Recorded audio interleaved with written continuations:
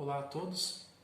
Então hoje nós vamos estar dando continuidade ao nosso estudo bíblico, que fazíamos semanalmente na igreja, presencialmente, mas estamos impedidos de fazer ele presencialmente, também por uma questão de bom senso, de cuidado aos irmãos e também à sociedade. Nós preferimos fazer online.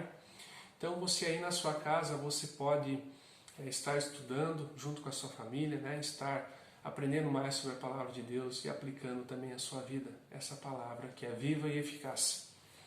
Então nós estudamos o livro de 1 Coríntios, estamos estudando ele capítulo a capítulo, versículo por versículo, bem detalhado, bem aprofundado.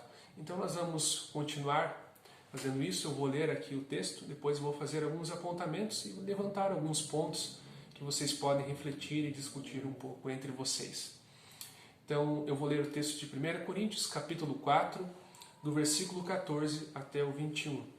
Diz assim: Não estou tentando envergonhá-los ao escrever estas coisas, mas procuro adverti-los como a meus filhos amados. Embora possam ter 10.000 tutores em Cristo, vocês não têm muitos pais, pois em Cristo Jesus eu mesmo os gerei por meio do Evangelho. Portanto, suplico-lhes que sejam meus imitadores. Por essa razão estou lhes enviando Timóteo, meu filho amado e fiel no Senhor, o qual lhes trará à lembrança a minha maneira de viver em Cristo Jesus, de acordo com o que eu ensino por toda parte em todas as igrejas. Alguns de vocês se tornaram arrogantes, como se eu não fosse mais visitá-los, mas irei muito em breve, se o Senhor permitir. Então saberei não apenas o que estão falando esses arrogantes, mas que poder eles têm. Pois o reino de Deus não consiste de palavras, mas de poder. Que é que vocês querem? Devo ir a vocês com vara ou com amor e espírito de mansidão? Então vemos aqui que Paulo ele continua a repreensão que ele está fazendo a essa igreja, que começou no capítulo 3 e está se estendendo pelo capítulo 4 também, e ele continua. Mas ele abranda um pouco o tom, e no versículo 14 vemos que ele revela a motivação que ele tinha ao repreender esses irmãos. Então a motivação de Paulo não era de envergonhar ninguém, não era de menosprezar ou envergonhar ninguém, mas a intenção dele era de advertir esses irmãos. E advertir do quê? Nós vemos que eles estavam cheios de divisões, facções, muitos preferiam determinado líder e desprezavam outro. Então eles eram pessoas que estavam dividindo a igreja, eles tinham certas preferências humanas, e estavam colocando isso como sendo regra para determinar quem eles iriam acatar as ordens, os ensinos. Então eles estavam cheios de orgulho, eles julgavam as pessoas baseado em sabedoria humana. Então eles tinham uma série de problemas que estavam dividindo a igreja. E Paulo ele adverte eles disso. Primeira reflexão que eu gostaria de propor para vocês. Como que se manifesta o amor na igreja, no contexto de igreja? Então nós vemos aqui que Paulo repreende esses irmãos, não para envergonhar, mas ele repreende advertindo eles, como um pai faz com um filho amado. Então o amor também se manifesta através da repreensão. Muitas vezes não compreendemos isso e é difícil para entendermos isso, mas na igreja o amor não se manifesta apenas em pregações, em palavras que massageiam o ego, em palavras que dão conforto, em palavras que são boas de ouvir, agradáveis. Mas muitas vezes o amor também se manifesta através de palavras duras de repreensão, como é no caso aqui dessa igreja. E Paulo faz isso com uma intenção justificável e uma intenção boa. Então isso também precisamos levar em conta. No versículo 15, Paulo ele menciona os tutores. No original, a expressão ela dá a ideia de milhares de tutores, ou seja, um exagero proposital. Então, eles pareciam ter muitas pessoas que eles davam ouvidos, que eles retinham ensinamentos, mas Paulo, ele de certa forma, agora rebaixa essas pessoas e diz que eles podem ter muitos tutores, mas pai espiritual eles têm apenas um, e esse pai é Paulo, porque Paulo foi aquele que gerou eles por meio do Evangelho. Então mesmo que eles não aceitem essa autoridade de Paulo, Paulo tem essa autoridade sobre a vida deles. Então Paulo foi aquele que gerou eles por meio do Evangelho. E Paulo aqui está reivindicando respeito, né, por isso também. Então parece que esses membros ali estavam dando ouvidos a esses ensinamentos, a esses outros mestres, e esses mestres ensinavam ensinos diferentes daquilo que Paulo deixou de exemplo para eles, né? Então aí estavam surgindo inúmeros problemas. Então Paulo ele se coloca, né, como posição de autoridade nessa igreja, alguém que foi enviado por Deus para plantar essa igreja e também de cuidar da manutenção, né, e o bom andamento dessa igreja. Uma segunda reflexão que podemos tirar, né? Aqui muitos estavam julgando que Paulo era inferior a esses outros mestres, estavam dando ouvidos, né, a esses outros mestres. Mas nós vemos que precisamos tomar cuidado com o julgamento, né? Então aqui, reflita um pouco sobre a maneira como você tem analisado as pessoas, você tem julgado muitas pessoas, então tome cuidado. Nós vemos aqui em 1 Coríntios que apenas Deus é capaz de determinar o verdadeiro valor, seja de um líder, né, ou do cristão. Nossas obras serão reveladas no fim, no julgamento justo de Deus. Então, tome cuidado quando você julga os outros, seja líder, seja um irmão, né? Toma cuidado quando você julga os outros. Nós corremos grande risco de nos enchermos de orgulho, né, e condenarmos as pessoas e acabar pecando também com isso. Então precisamos cuidar com os julgamentos. No versículo 16, vemos que Paulo chama aqueles irmãos para que eles fossem imitadores de Paulo. E você pensa, nossa, mas que presunção de Paulo de chamar aquelas pessoas para imitar ele. Mas sabemos que Paulo imitava a Cristo, que ele vivia Cristo, e ele estava muito perto daquilo que Cristo esperava de um cristão. E ele estava na condição de pedir que aqueles irmãos também imitassem o exemplo de vida dele. Então vemos Paulo exortando esse povo para que o povo se voltasse ao ensinamento que Paulo tinha deixado, ao exemplo de vida que Paulo tinha deixado, o exemplo de vida dos apóstolos, né, que estava muito distante do exemplo desses irmãos aqui. Aquele povo, ele era criança, ele era imaturo espiritualmente falando, né? Muitos deles eram imaturos. E sabemos que a criança, na sua fase de aprendizado, ela aprende muito imitando os outros. Ela reproduz muitas vezes aquilo que o pai e a mãe fazem em casa, aquilo que os coleguinhas fazem na escola. Então a criança acaba reproduzindo isso, acaba imitando. E aqui da mesma forma, espiritualmente falando, esses irmãos estavam necessitando de imitar Paulo novamente, estavam necessitando lembrar desse exemplo, né, de Paulo e imitar o que Paulo fazia, o estilo de vida de Paulo. Pensando nisso, no versículo 17, nós vemos que Paulo ele envia Timóteo, né, com essa intenção de lembrar aqueles irmãos de como que eles deveriam viver, o exemplo que Paulo deixou, o exemplo que Timóteo estava seguindo, né, de como viver como cristão. Então, eles têm ali alguém que vai naquela igreja para lembrar ele dessas coisas e também fazer com que eles fiquem firmes naquilo que Paulo havia ensinado.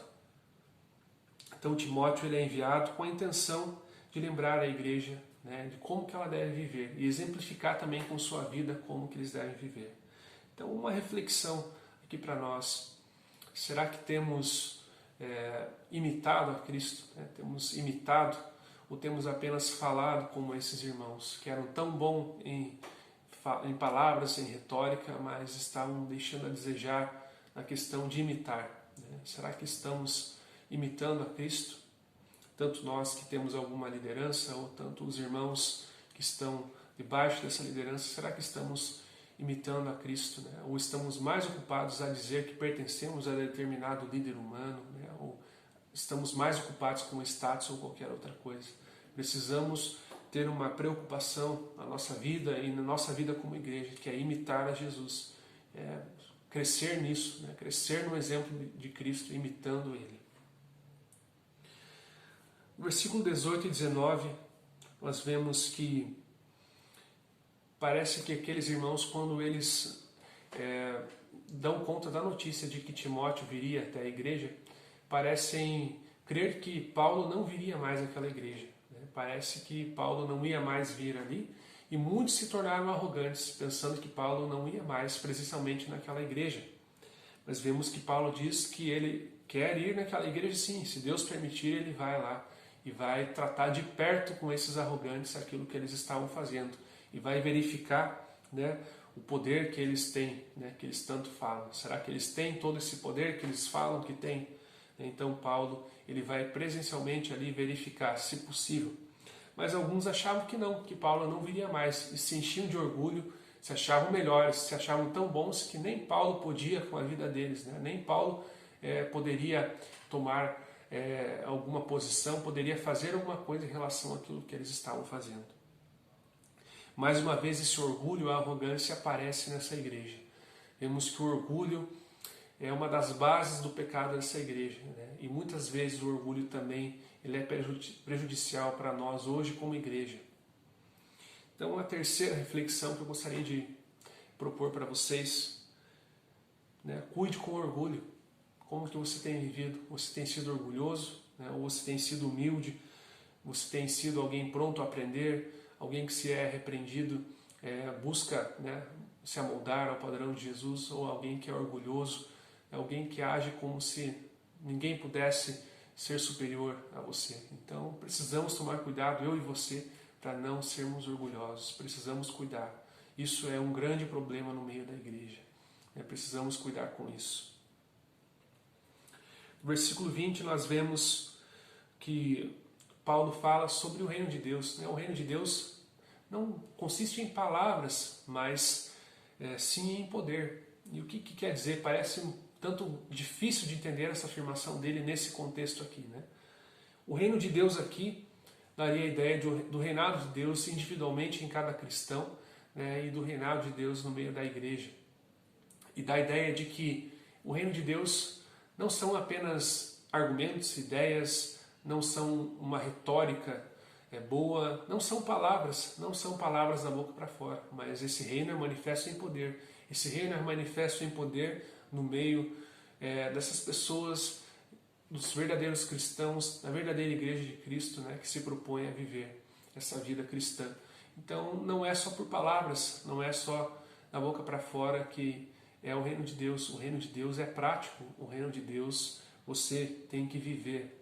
Então aqui Paulo ele faz esse contraponto com a atitude desses irmãos orgulhosos que muito falavam e pouco viviam. Então Paulo diz que o reino de Deus não é dessa forma. O poder desse reino ele não tem a ver só com palavras. Precisamos de palavras, precisamos, elas nos ajudam muitas vezes, mas o reino de Deus é mais que isso. Precisamos viver, né, dessa forma, precisamos viver esse reino. A quarta reflexão que eu separei, né, qual é a medida espiritual de alguém? Muitas vezes achamos que aqueles que sabem muito sobre a Bíblia, aqueles que falam de uma maneira que nós consideramos assim refinada, uma maneira boa, né, sofisticada, esses sim são espiritualmente relevantes, são pessoas maduras, são grandes espiritualmente falando. Mas aqui nós vemos que nem sempre é desse modo. Nós vemos aqui que a verdadeira medida de alguém, ela está no que ela vive, naquilo que ela deixa esse poder do reino, né, manifestar em sua vida e manifestar na igreja. Então, cuidado também quando você analisa alguém. Não é só por aquilo que a pessoa fala, mas é por aquilo que ela vive. Então, pense nisso também. No versículo 21, Paulo ele finaliza, né, esse capítulo 4, fazendo uma pergunta para eles. De que modo que vocês querem que eu vá até vocês? Vocês querem que eu vá com a vara, né, ou seja, com a correção? Ou vocês querem que eu vá de maneira humilde, com espírito, né, de mansidão, com amor, né, maneira branda? Né? Como que vocês querem que eu vá? E isso é uma pergunta que Paulo faz, né, e deixa para eles mesmos revelarem com o prosseguimento, com as atitudes que eles iriam ter a partir daqui, a partir do momento que tomaram conhecimento dessa carta, a partir do momento que eles tomaram conhecimento dessas repreensões de Paulo. Então nós vemos que o pecado ele exige correção no meio da igreja, senão ele consome, ele destrói toda a igreja. E o líder, que no caso Paulo, ele precisa repreender esses irmãos para que eles parem com isso. é necessário repreender muitas vezes e até mesmo utilizar a vara, como Paulo fala. Mas o líder, né, no caso aqui Paulo, ele não tem o prazer de utilizar a vara. Antes ele queria poder agir com amor e espírito de mansidão. Então nós precisamos cuidar com essas questões na nossa igreja também, precisamos analisar isso, né? E espero também não precisar usar da vara com nenhum de vocês, né? Gostaria de sempre podermos nos relacionar com amor, mansidão, né? Sempre seguindo a Cristo, imitando o verdadeiro exemplo de Cristo. Precisamos então tomar cuidado com essa série de coisas, né, que foi levantada aqui, com orgulho, com julgamento, com divisões, com facções. Precisamos tomar cuidado com isso, com o pecado que se manifesta no meio da igreja desse modo, um modo destrutivo, que pode acabar com a igreja. Então que você reflita sobre isso, né? Espero que vocês estudem em conjunto e possam crescer também nesse sentido e possamos todos crescer como igreja, né? Se tornando cada vez mais parecidos com Jesus. Esse é o meu desejo e que Deus abençoe cada um de vocês.